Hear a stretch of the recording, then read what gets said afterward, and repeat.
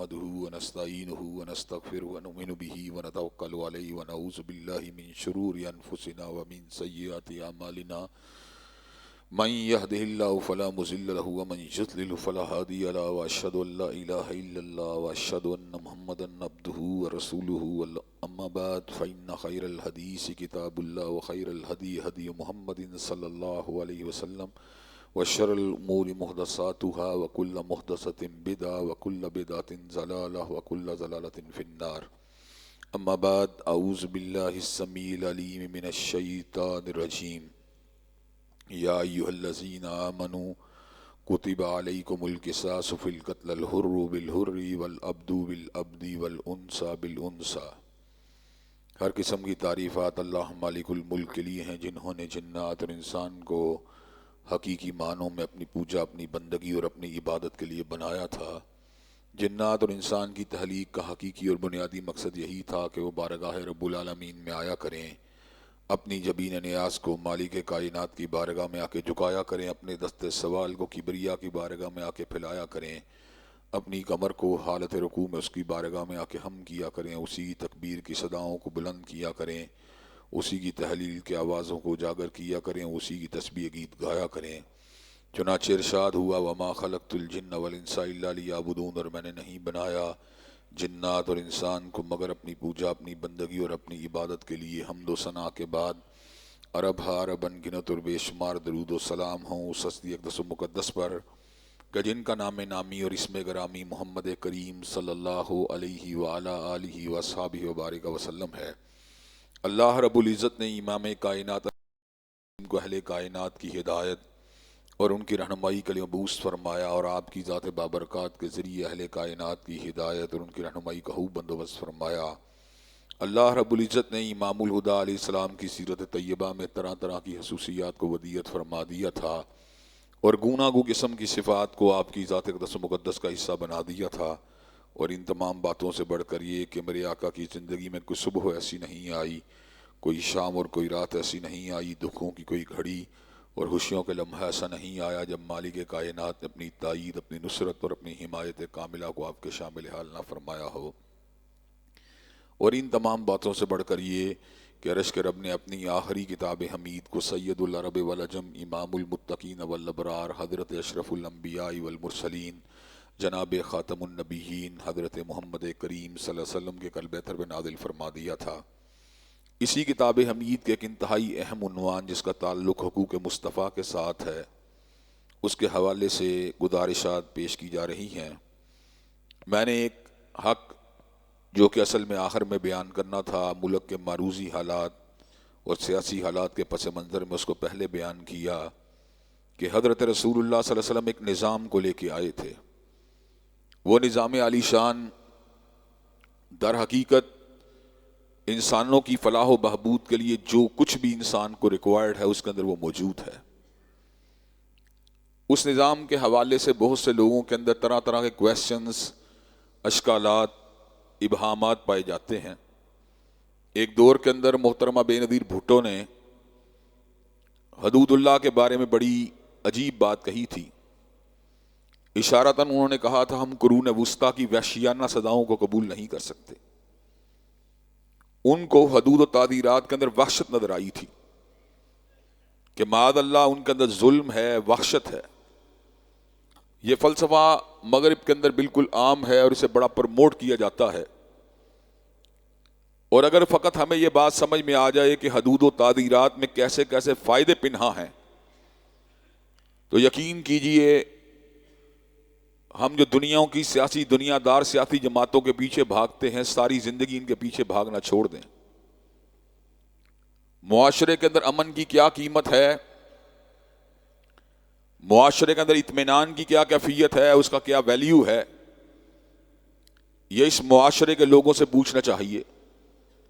آج بھی جس وقت میں یہاں پر جمعہ پڑھانے کے لیے آ رہا تھا تو راستے میں ایک دوست ساتھی نے یہ بات کہی کہ شام کوٹ کے دوست تھے، چوری ہو گئی، ڈکیتی ہو گئی، پولیس کے پاس جا کے ڈکیتی کا پرچہ درج کروایا، کوئی ایکشن نہیں ہوا، ڈاکو پکڑے گئے، برآمدگی بھی نہیں ہوئی، اور اس کے بعد کیا ہوا کہ چند دن کے بعد انہی ڈاکوؤں نے دوبارہ گھر پہ دعویٰ بول دیا.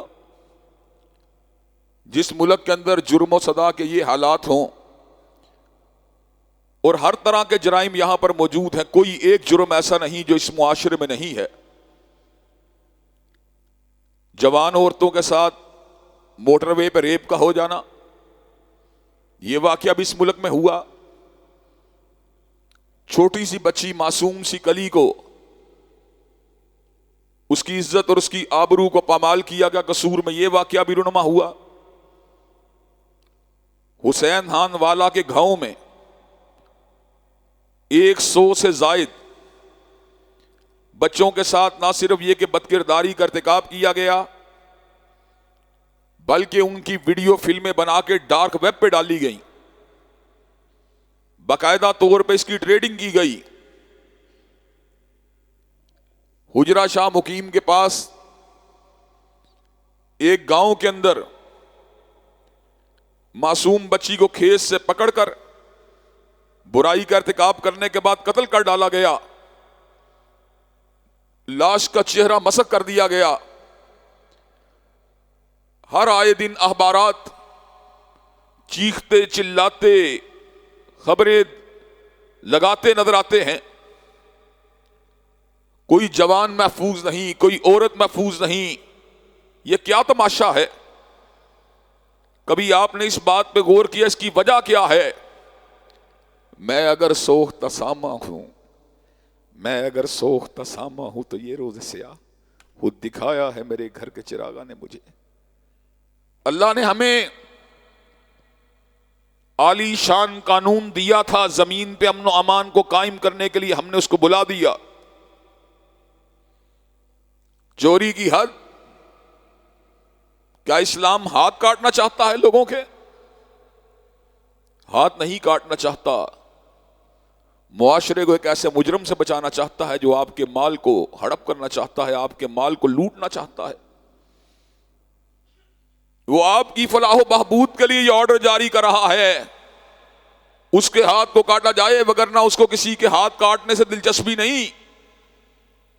اور مقصد یہ ہے جب ہاتھ کٹے گا لوگ دیکھیں گے جس کے ذہن کے اندر شیطانی عزائم موجود ہیں اس کو کان ہو جائیں گے, میں نے یہ کام نہیں کرنا.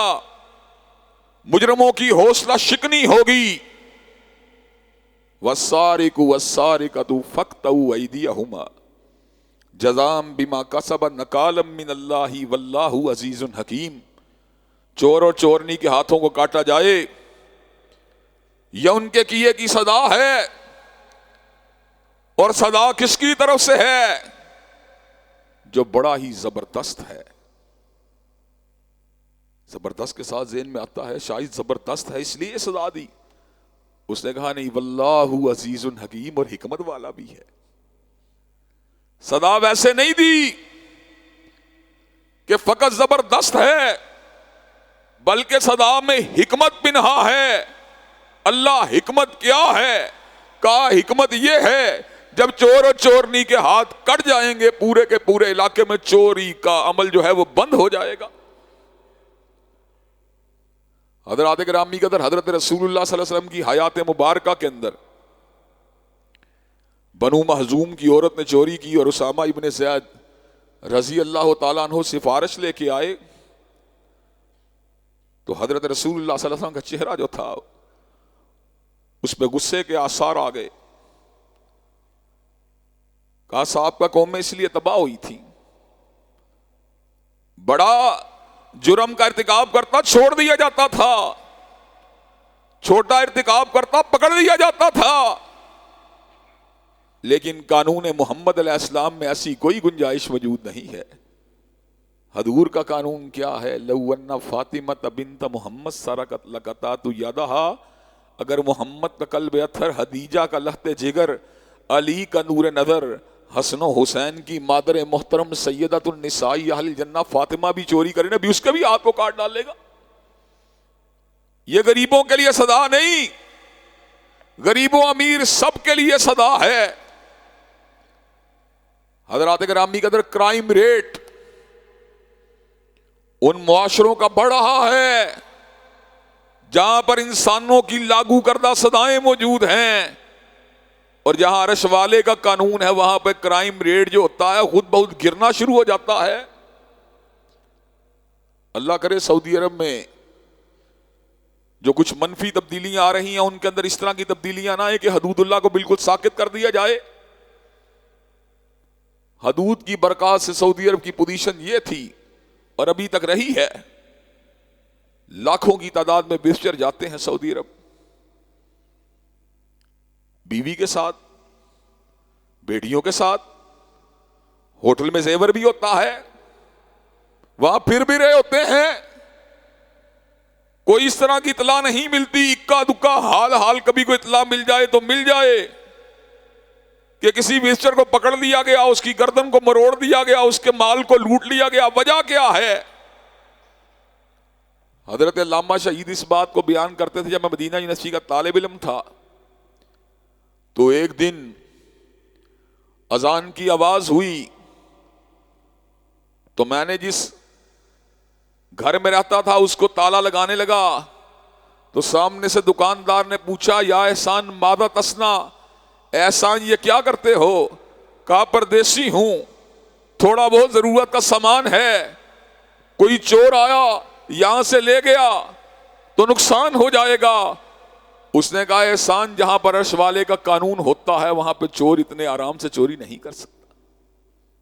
حضرات گرامی قدر، وہ کیا چیز ہے جو انسانوں کو جرائم سے روکتی ہے؟ وہ عرش والے کا ڈر بھی ہوتا ہے، اور قانون کے سامنے پیشی کا احساس اور پیشی کا خوف بھی ہوتا ہے۔ کل ہی ایک دوست نے مجھے یہ بات بتلائی کہ 1.5 لاکھ کی ڈکیتی ہو گئی، ڈاکو پکڑا گیا، پہچان لیا گیا، کوئی ایم پی اے فون کر رہا ہے، کوئی ایم این اے فون کر رہا ہے، ڈاکو کو چھوڑ دیا جائے۔ جس ملک میں حالات یہ ہوں کہ ملک کے مؤثر سیاسی لوگ ڈکیتوں کی سفارش کرتے ہیں، آپ مجھے خود بتلائیں اس ملک کے اندر جرائم کیسے رک سکتے ہیں؟ حضرات گرامی قدر، چوری کی حد کا مقصد انسانوں کے مال کا تحفظ تھا، اور زنا کی حد کا مقصد لوگوں کی عزتوں کا تحفظ تھا۔ ہر وقت اس طرح کی بات جناب، عیاشی ہونی چاہیے، انٹرٹینمنٹ ہونی چاہیے، فحاشی ہونی چاہیے۔ جس رب نے جبلت کو پیدا کیا اسی رب نے نکاح کو پیدا کیا، جس رب نے جبلت کو پیدا کیا اسی رب نے زنا کے راستوں کو حرام قرار دے دیا اور اس امر کا اعلان فرما دیا، وَلَا تَقْرَبُوا الزِّنَا، زنا کے قریب بھی نہ جایا جائے۔ حضرات گرامی کا سوچنے کی بات یہ ہے، وہ کیا چیز ہے جو تمہیں نکاح سے مطمئن نہیں ہونے دیتی اور تمہیں زنا کی طرف دھکیلتی ہے؟ در حقیقت بات یہ ہے، جس کے منہ کو حرام لگ جائے اس کو کبھی حلال سے سکون نہیں مل سکتا، وگرنہ اللہ تبارک و تعالی نے ازدواجی زندگی اور نکاح کو انسانوں کے لیے اتنے بڑے انعام کے طور پہ اتارا کہ اس کے ہوتے ہوئے انسان کو کبھی برائی کی طرف متوجہ ہونے کی ضرورت پڑ سکتی ہی نہیں ہے۔ حضرات گرامی قدر، وہی بد فطرت لوگ جن کی فطرت سلیمہ مسخ ہو چکی ہوتی ہے، اور وہ لوگ جو برائی کی دلدل میں اتر چکے ہوتے ہیں، ان برائی کی دلدل میں اترے ہوئے لوگوں کو پکڑنے کے لیے اور معاشرے کے اندر بہو بیٹیوں کی عزتوں کو محفوظ کرنے کے لیے اور بہنوں اور ماؤں کے چادروں دوپٹے کے تقدس کے لیے اللہ نے حد کو نادل فرما دیا، الزانیۃ والزانی فاجلدوا کل واحد منہما 100 جلدہ ولا تأخذکم بہما رأفۃ فی دین اللہ ان کنتم تؤمنون باللہ والیوم الآخر ولیشہد عذابہما طائفۃ من المؤمنین۔ زانی اور زانیہ کو 100 کوڑے لگنے چاہیے، اور ان کو جس وقت 100 کوڑوں کی سزا مل رہی ہو، وَلْيَشْهَدْ عَذَابَهُمَا طَائِفَةٌ مِّنَ الْمُؤْمِنِينَ، مومنوں کی ایک جماعت کو ان کی سزا پہ شاہد ہونا چاہیے، تاکہ معاشرے کو بتلا دیا جائے جب بندہ برائی کرتا ہے اس کو بڑے عبرتناک انجام سے دوچار ہونا پڑتا۔ حضرات گرامی قدر، تمہیں وہ کوڑا جو اس کی پشت پہ لگا جو زانی تھا، اس کوڑے میں تو ظلم نظر آیا، اس کوڑے میں تو وحشت نظر آئی، لیکن جس برائی کا ارتکاب اس نے کیا تھا اس میں کوئی وحشت نظر نہیں آئی۔ جب کسی کی بیٹی کی آبرو کو پامال کیا گیا اس میں تمہیں کوئی درندگی نظر نہیں آئی، جب کسی کی بیوی ماں بہن کی آبرو ریزی کی گئی تمہیں اس وقت کوئی درندگی نظر نہیں آئی۔ تمہاری درندگی کا معیار کیا ہے؟ تم درندے کو انسان سمجھتے ہو اور سزا جو اللہ نے نافذ کی ہے اس کو دینے والوں کو درندہ سمجھتے ہو۔ حضرات گرامی قدر، اللہ تبارک و تعالی انسانوں کی ناموس کا بھی محافظ ہے، انسانوں کی عزتوں کا بھی محافظ ہے۔ ہمارے معاشرہ یا بہت سے انسانی معاشروں کے اندر یہ بری عادت پائی جاتی ہے، بد احتیاطی سے کام لیتے ہوئے کسی مرد کی عزت کے اوپر داغ لگا دیا، کسی عورت کی عزت پہ داغ لگا دیا، فلانی بد کردار ہے، فلانا بد کردار ہے، فلاں زانی ہے، فلاں زانیہ ہے۔ اللہ تبارک و تعالیٰ نے کہا جو اس طرح کی بات کرے گا اگر ثبوت پیش نہ کیا اس کو 80 کوڑوں کی سزا دی جائے، 80 کوڑوں کی سزا دی جائے تاکہ اس کے جھوٹے الزام سے کسی کی کریکٹر اسیسینیشن نہ ہو سکے۔ والذین یرمون المحصنات ثم لم یاتوا باربعۃ شہداء فاجلدوہم 80 جلدہ ولا تقبلوا لهم شہادۃ ابدا، کہ جو پاک دامن عورتوں پہ تہمت لگاتے ہیں اگر اپنی دعوے کی دلیل کے طور کے اوپر 4 گواہوں کو پیش نہیں کرتے تو اللہ تبارک و تعالیٰ فرماتے ہیں انہیں 80 کوڑے لگنے چاہیے، یہ ان کے جرم کی سزا ہے، اور آئندہ کے بعد کسی معاملے میں ان کی گواہی کو بھی قبول نہیں کیا جائے گا۔ اس سزا کا مقصد معاشرے کے اندر رومرز کو روکنا، معاشرے میں افواہ سادی کو روکنا، لوگوں کے اوپر لگنے والے جھوٹے الزامات کو روکنا ہے۔ حضرات گرامی قدر، ایک بندہ ہے شراب پیتا ہے، اس کی عقل میں فطور پیدا ہوتا ہے، جب عقل میں فطور پیدا ہوتا ہے گالی بکتا ہے، جب عقل میں فطور پیدا ہوتا ہے بد کرداری کے راستے پہ چل نکلتا ہے، جب عقل میں فطور پیدا ہوتا ہے کسی کے اوپر حملہ آور ہو جاتا ہے، جب عقل میں فطور پیدا ہوتا ہے کسی کے اوپر اٹھا کے گملہ یا گلاس یا گولی تک چلا دیتا ہے۔ اب آپ مجھے یہ بات بتلائیے، اگر اللہ نے شراب کی حد کو مقرر کیا تو کیا اس کا مقصد کسی بندے کو کوڑے لگانا تھا؟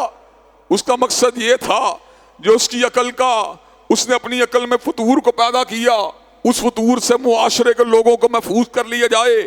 اگر حد کو لگا دیا جائے گا لوگوں کو پتا ہوگا، اگر شراب پی کے گل گپاڑا کیا جائے گا، شراب پی کے لوگوں کی عزت پہ حملہ کیا جائے گا، شراب پی کے ان کے اموال ان کی ذاتوں پہ حملہ کیا جائے گا، تو اس حملے کو روکنے کے لیے اللہ تبارک و تعالیٰ کی نازل کردہ حدیں موجود ہیں، وہ حدود اس کو روکتی ہیں۔ حضرات گرامی کہتے جس معاشرے میں چوری کی حد کو لگایا گیا وہاں پہ مال محفوظ ہو گیا، جہاں پہ زنا کی حد کو لگایا گیا وہاں پہ نسب محفوظ ہو گیا، جہاں پہ قذف کی حد کو لگایا گیا وہاں پہ عزتیں محفوظ ہو گئیں، جہاں پہ شراب کی حد کو لگایا گیا وہاں پہ عقل محفوظ ہو گئی۔ مجھے یہ بات بتلائیے ان سزاؤں کے اندر انسانیت کا بینیفٹ ہے کہ انسانیت کا نقصان ہے؟ حضرات گرامی قدر،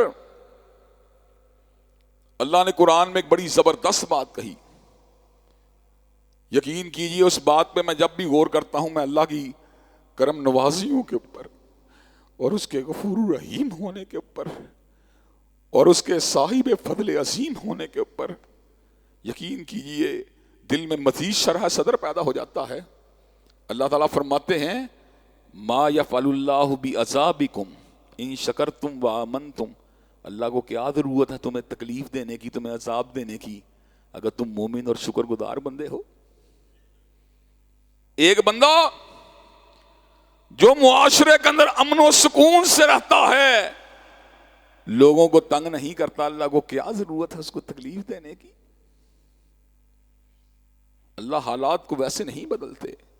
عام طور پہ اس کا ترجمہ جو ہے وہ پازیٹیو چینج کی کہ تناظر میں پیش کیا جاتا ہے، لیکن حقیقت میں آیت نیگیٹو چینج کی طرف دلالت کرتی ہے۔ عام طور پہ کہا جاتا ہے خدا نے اس قوم کی حالت آج تک نہیں بدلی نہ ہو جس کو خیال آپ اپنی حالت کے بدلنے کا، اس کو عام طور پہ پازیٹیو چینج کے معنوں میں لیا جاتا ہے۔ قرآن مجید کے دیگر بہت سے مقامات کے اوپر پازیٹیو چینج کے لیے بھی ایسی باتیں کی گئیں، لیکن یہاں پر اس آیت کا مقصود جو ہے وہ نیگیٹو چینج میں ہے۔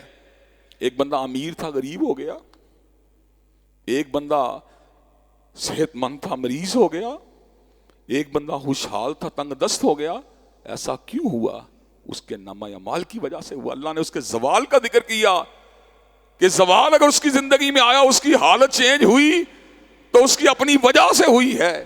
ذالک بأن اللہ لم یکو مغیرا نعمتا انعمها علی قوم حتی یغیروا ما بانفسہم.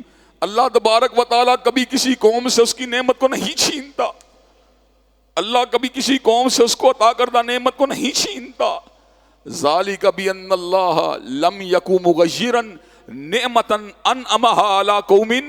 اللہ کبھی کسی قوم کے اوپر کی ہوئی نعمت کو کبھی بھی نہیں چھینتا. حتی یغیروا ما بانفسہم، یہاں تلک کہ وہ اپنے بدعمالیوں کے ذریعے ایسی کیفیت کو پیدا نہ کر دے کہ اس کی نعمت کے چھین جانے کا وقت آ جائے.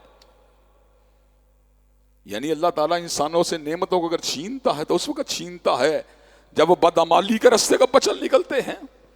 اللہ نے قرآن مجید میں ایک بستی کا ذکر کیا، ضرب اللہ مثلا قریۃ کانت آمنۃ مطمئنہ یاتیہا رزقہا رغدا من کل مکان.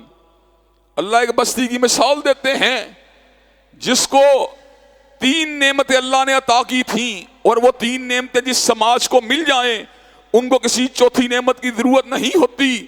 پہلی نعمت کیا تھی؟ ضرب اللہ مثلا قریۃ کانت آمنۃ مطمئنہ. اس کے اندر امن تھا، خارج کے اندر کوئی جرائم کا ڈر نہیں تھا، قتل و غارت گری کا ڈر نہیں تھا، عزتوں کے لوٹ جانے کا ڈر نہیں تھا. آمنۃ مطمئنہ. اور داخل میں کیا تھا؟ سکون ہی سکون تھا، اطمینان ہی اطمینان تھا، خوشی ہی خوشی تھی، راحت ہی راحت تھی. یاتیہا رزقہا رغدا من کل مکان. اور ان کا رزق ان کو ہر جگہ سے بافراغت مل رہا تھا. پھر کیا ہوا؟ فکفرت بانعم اللہ. انہوں نے اللہ کی نعمتوں کی نہ شکری کی. فاذاقها اللہ لباس الجوع والخوف بما كانوا يصنعون. اللہ نے امن اطمینان کو چھین کر ان پہ خوف کو مسلط کر دیا اور رزق کو چھین کے ان کے اوپر بھوک کو مسلط کر دیا. حضرات گرامی قدر، نعمتیں کیوں چھینتی ہیں؟ ما اصاب من مصیبت الا باذن اللہ. جتنی بھی مصیبتیں آتی ہیں اللہ کے حکم سے آتی ہیں. اور جب انسان رجوع کرتا ہے، جب انسان اصل جگہ پہ پہنچتا ہے، ندامت کے آنسوؤں گراتا ہے، ایمان کے راستے پہ چلتا ہے، وَمَن يُؤْمِن بِاللَّهِ يَهْدِي قَلْبَهُ. جو بندہ مومن ہوتا ہے اللہ اس کے دل کو نکلنے کا راستہ بتلا دیتا ہے. جو بندہ مومن ہوتا ہے سمجھ آ جاتی ہے. مومن کی بصیرت بڑی زبردست ہوتی ہے. اللہ کے نبی نے کہا مومن کی فراست سے ڈر جاؤ، فَإِنَّهُ يَنظُرُ بِنُورِ اللَّهِ. وہ اللہ کے نور سے دیکھتا ہے. مومن کی فراست سے ڈر جاؤ، فَإِنَّهُ يَنظُرُ بِنُورِ اللَّهِ. وہ اللہ کے نور سے دیکھتا ہے. اسے پتا ہوتا ہے کہاں مجھ سے کمی ہوئی، کہاں مجھ سے کوتاہی ہوئی، کہاں پہ میں نے احکام الہی سے، کہاں سے ایک لمحے کے لیے ہٹا، کہاں پہ میری پکڑ ہوئی. اسے پتا ہوتا ہے یہاں سے نکلنا کیسے ہے. سیدنا یونس بڑے جلیل القدر اللہ کے نبی تھے. ابھی اللہ نے نکلنے کا حکم نہیں دیا، بستی سے نکل پڑے. پھر کیا ہوا؟ تہے بحر ظلمات مچھلی کے پیٹ میں پہنچ گئے. فوراً سے پہلے سمجھ گئے کہ اللہ سے اجازت لینی چاہیے تھی. پھر کیا کہا؟ لا الہ الا انت سبحانک انی کنت من الظالمین. اللہ تیرے سوا کوئی معبود نہیں ہے، وہ تیری ذات پاک ہے اس تکلیف سے جو مجھ کو پہنچی ہے. انی کنت من الظالمین. جو مصیبت مجھے آئی ہے اپنی وجہ سے آئی ہے. اللہ کہتے ہیں اس نے چونکہ پورا کا پورا کمپریہنسو انداز کے اندر اپنے مسئلے کو میرے سامنے رکھ دیا، تکلیف کی نسبت اپنی ذات سے کی اور مشکل کشائی کی نسبت اللہ کی ذات سے کی. تو اللہ نے پھر کیا کیا؟ فاستجبنا لہ ونجیناہ من الغم. اللہ نے فریاد کو سن لیا، غم کو دور فرما دیا. وکذالک ننجی المومنین. اور اعلان فرما دیا جو بھی مصیبت کے اندر، تکلیف کے اندر، پریشانی کے اندر، ابتلا کے اندر، غم کے اندر مجھے پکارے گا، یونس کا عقیدہ رکھ کے اس کے غم کو ویسے ہی دور کروں گا جیسے میں نے یونس کے غم کو دور کیا تھا. حضرات گرامی قدر، بات سمجھانے کا مقصد یہ ہے قانون الہی مبنی بر حکمت ہے. قوانین الہی مبنی بر فلاح ہیں، قوانین الہی مبنی بر سعادت ہیں، ان میں نہ وحشت ہے، نہ ظلمت ہے، نہ ظلم ہے، نہ استحصال ہے، نہ استحصال ہے۔ حضرات گرامی قدر، اور کیا بات کی جائے، کہتے ہیں اللہ تعالیٰ جب مومن بندے کو تکلیف دیتا ہے، اللہ تعالیٰ جب مومن بندے کو تکلیف دیتا ہے اس کو عذاب کے لیے نہیں دیتا بلکہ تہذیب کے لیے دیتا ہے، اس کو سنوارنے کے لیے دیتا ہے، اس کی لائن کو سیدھا کرنے کے لیے دیتا ہے۔ کتنے لوگ ایسے تھے جو ڈپریشن کا مریض بننے کے بعد بعمل مومن بن کے ڈپریشن سے باہر نکل گئے، اور کتنے لوگ ایسے تھے جو کفر کی دلدل سے اللہ کی طرف آنے کے بعد کفر کی دلدل سے باہر نکل گئے۔ حضرات گرامی قدر، زندگی کے نشیب و فراز سے میں نے اسی سبق کو حاصل کیا، کتابوں سے بھی اسی سبق کو حاصل کیا، اور کتاب زندگی سے بھی اسی سبق کو حاصل کیا۔ جب تکلیف آتی ہے وہ در حقیقت تمہیں اللہ کے قریب کرنے کے لیے آتی ہے۔ جو تکلیف تمہیں اللہ کے قریب کر لے وہ اللہ کی طرف سے آزمائش تھی، اور جو تکلیف تمہیں اللہ سے دور کر دے وہ اللہ کی پکڑ تھی۔ اسی بات کو سمجھنے کے لیے در حقیقت میں آپ کی توجہ کو اس سمت مبذول کروا رہا ہوں اور بتلا رہا ہوں کہ قوانین الہیہ کا نفاذ معاشروں کی زندگی کے لیے ضروری ہے، لیکن اس کا مطالبہ مسلم لیگ کے لوگ بھی نہیں کر سکتے، تحریک انصاف کے لوگ بھی نہیں کر سکتے، پیپل پارٹی کے لوگ بھی نہیں کر سکتے، لیکن ہم مسجدوں محرابوں کے اندر رہنے والے اور اللہ کے دین کی باتیں کرنے والے اللہ کے فضل و کرم سے اس پیغام کو عام کرتے رہیں گے، پرامن طریقے سے پیغام دے رہے ہیں۔ ایک مرتبہ یہاں پہ بعض ذمہ دار اداروں کے لوگ آئے تھے، انہوں نے کہا علامہ صاحب آپ کیا نفاذ اسلام کی بات کرتے رہتے ہیں، نفاذ اسلام، نفاذ کا مطلب کیا ہے؟ میں نے کہا چوری جرم ہے کہ نہیں ہے؟ کہنے لگے ہے۔ میں کہا زنا جرم ہے کہ نہیں ہے؟ کہنے لگے ہے۔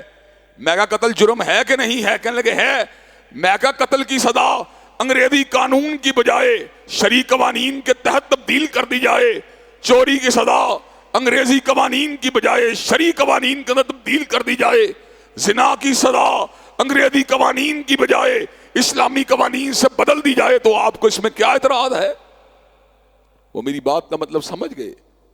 حضرات گرامی قدر، بین الاقوامی اسٹیبلشمنٹ ان جرائم کو جرم مانتی ہے، لیکن جہاں پہ ان سزاؤں کا ذکر آتا ہے جو حضور اقدس نے دی ہیں، ان کا دل کب آ جاتا ہے، ان کے ذہن میں یہ خیال آتا ہے کہ کہیں اس کے ذریعے نفاذ اسلام انسانوں کے حقوق کی پاسداری کی ایسی بین الاقوامی تحریک بپا نہ ہو جائے کہ جس کے ذریعے ہماری ساری عیاشیاں فحاشیاں ختم ہو جائیں۔ میں آپ کو ایک مثال دے کے اپنی بات کو ختم کروں گا۔ جرمنی سیکولر لبرل اسٹیٹ ہے، فرانس سیکولر لبرل اسٹیٹ ہے، لیکن سوچنے کی بات یہ ہے کہ فرانس کے اندر عورت کو مختصر لباس پہننے حتیٰ کہ برہنہ ہونے کی اجازت بھی ہے، لیکن نقاب کرنے کی اجازت نہیں ہے۔ کہاں گئی تمہاری جمہوریت؟ کہاں گئی تمہاری حریت فکر؟ کہاں گیا تمہارا لبرلزم کہ تم عورت کو کپڑے اتارنے کی اجازت تو دیتے ہو، نقاب کرنے کی اجازت نہیں دیتے؟ اپنی مرضی کی زندگی کا نعرہ کہاں ہے یار؟ سراب ہیں یہ دھوکہ، یہ مغربی افکار جو بنٹھن سور کے نکلے، وہ آزادی کا اشتہار اور نقاب کی صدا ہے جیلیں یا تختہ دار۔ حضرات گرامی قدر، یہ کس طرح کے قوانین ہیں جو بعمل لوگوں کے لیے ان کو عمل سے روکتے ہیں اور شیطنت کرنے والوں کو شیطنت کی اجازت دیتے ہیں۔ حضرات گرامی قدر، اکابرین ملت نے، حضرت علامہ شہید نے، ان کے رفقا نے جس مشن کے لیے اپنی جان کو قربان کر دیا، وہ کیا مشن تھا؟ وہ عرش کے رب کی حاکمیت کی بات تھی، وہ کالی کملی والے کے قوانین کی عملداری کی بات تھی۔ انشاءاللہ جب تک ہم زندہ ہیں ہم بھی یہ آواز اٹھاتے رہیں گے، انشاءاللہ جب تک زندہ ہے اس آواز کو اٹھاتے رہیں گے، اور اللہ کے فضل و کرم دن بھی آئے گا جب پاکستان کے ایوانوں کے اندر بھی یہ آواز گونجے گی، اور وہ وقت بھی آئے گا جب انشاءاللہ پاکستان کو حقیقی معنوں میں اسلامی جمہوریہ پاکستان بنا دیا جائے گا۔ وآخر دعوانا الحمدللہ رب العالمین۔ الحمدللہ نحمدہ ونستعینہ ونستغفرہ ونؤمن بہ ونتوکل علیہ ونعوذ باللہ من شرور انفسنا ومن سیئات اعمالنا من يهده الله فلا مضل له ومن يضلل فلا هادي له واشهد ان لا اله الا الله واشهد ان محمدا عبده ورسوله اما بعد فان خير الحديث كتاب الله وخير الهدي هدي محمد صلى الله عليه وسلم وشر الامور محدثاتها وكل محدثة بدعة وَكُلَّ بِدْعَةٍ ضَلَالَةٍ وَكُلَّ ضَلَالَةٍ فِي النَّارِ۔ حضرات گرامی قدر، حضرت رسول اللہ صلی اللہ علیہ وسلم نے جہاں پر انفرادی اعتبار سے انسانوں کی رہنمائی کی، وہاں پر اجتماعی اعتبار سے بھی انسانوں کی رہنمائی کی۔ آپ دنیا کے کامیاب ترین اسٹیٹسمین تھے، آپ دنیا کے عظیم ترین حکمران تھے، آپ کا طرز حکمرانی قیامت کی دیواروں تک کے لیے آنے والے سیاسی اور رہنماؤں اور حکمرانوں کے لیے ایک مثال کی حیثیت رکھتا ہے۔ آپ نے بعض کڑی صدائیں جو حدود اللہ اور تعزیرات کا نظام تھا انسانوں کو اگر دی تھی تو ان کا مقصد کسی انسان کو زخم پہنچانا نہیں بلکہ معاشرے کو فسادیوں کے فساد سے اور شریروں کی شرارت سے بچانا تھا۔ امریکہ اور اس کے ہواری اپنے زوم کے اندر وار آن ٹیرر لڑ رہے ہیں کہ ہم دہشت گردی کو مٹانے کی جنگ لڑ رہے ہیں۔ ان کے جو بھی مقاصد ہیں وہ اپنی جگہ پر ہیں، لیکن سوچنے کی بات یہ ہے جب وہ اپنی فکر کے خلاف کسی فکر کو ابھرتا ہوا دیکھتے ہیں تو اس کے خلاف جنگ کرنے تک آمادہ و تیار ہو جاتے ہیں۔ لوگ کہتے ہیں یہ کیا کر رہے ہو؟ کہتے ہیں ان کی طرز زندگی سے، ان کی چڑھائی سے، ان کے آگے بڑھنے سے ہماری تہذیب و ثقافت کو خطرہ ہے۔ اس کا مطلب یہ ہے کہ ہر معاشرہ یہ بات سمجھتا ہے کہ طاقت کا استعمال کئی مرتبہ کرنا ناگزیر ہو جاتا ہے۔ معاشرے کے اندر بھی فسادیوں کی روک تھام کے لیے، قاتلوں کو روکنے کے لیے، زانیوں کو روکنے کے لیے، ڈکیتوں چوروں کو روکنے کے لیے حدود و تعزیرات کے نظام کی ضرورت ہے۔ لیکن اس نظام کے لیے مسلم لیگ، تحریک انصاف اور پیپل پارٹی کے لوگ کبھی بھی آواز نہیں اٹھا سکتے۔ اس کے پس منظر میں بہت سے بین الاقوامی دباؤ بھی ہیں، نفسانی خواہشات اور آرزوئیں بھی ہیں، اپنے سیاسی اور ذاتی مفادات بھی ہیں، لیکن اللہ تبارک و تعالیٰ کی حاکمیت کی بات کرنا اللہ کے بندوں پہ لازم ہے۔ اور یہ حاکمیت کی بات کرنا کوئی جرم کی بات نہیں بلکہ اللہ کے فضل کی بات ہے، اللہ کے احسان کی بات ہے۔ جب میں عرش کے رب کی حاکمیت کی بات کرتا ہوں، کئی علماء مجھے یہ بات کہتے ہیں میں جذباتی بات کر رہا ہوں، حالانکہ میں نے یہ بات کبھی جذباتی طور پہ نہیں کہی بلکہ پچھلے 15 سال سے مسلسل میں عرش کے رب کی حاکمیت کا نعرہ اور کالی کملی والے کی مصطفائی کا نعرہ لگا رہا ہوں۔ اور یہ بات اس پیمانے میں ہوتی ہے، اس ڈومین میں ہوتی ہے جب ریاست کو چلانے کی بات ہوتی ہے، جب امور ملکی کو چلانے کی بات ہوتی ہے۔ حضرات گرامی قدر، امور ملکی کو چلانے کے لیے اللہ کی قسم ہے ہیگل کا فلسفہ کارآمد نہیں ہو سکتا، کارل مارکس کی اشتراکیت جو ہے وہ اس ملک کے مسائل کو حل نہیں کر سکتی، یین بودین کا نظریہ اقتدار اعلیٰ اس ملک کے حالات کو نہیں سنوار سکتا۔ اس ملک کے حالات اگر سنوریں گے تو کالی کملی والے کے قوانین سے سنوریں گے۔ حضرات گرامی قدر، سچی بات کہی تھی پنڈت ہری چند اختر نے، کس نے ذروں کو اٹھایا اور صحرا کر دیا، کس نے قطروں کو ملایا اور دریا کر دیا، اور آدمیت کا غرض ساما مہیا کر دیا، اور ایک عرب نے آدمی کا بول بالا کر دیا۔ انشاءاللہ زندگی کے آخری سانس تک نظام مصطفیٰ کی عملداری کی بات ہوتی رہے گی۔ ان اللہ یامر بالعدل والاحسان وایتاء ذی القربی وینہی عن الفحشاء والمنکر والبغی سبحان ربک رب العزۃ عما یصفون والسلام علی المرسلین والحمد للہ۔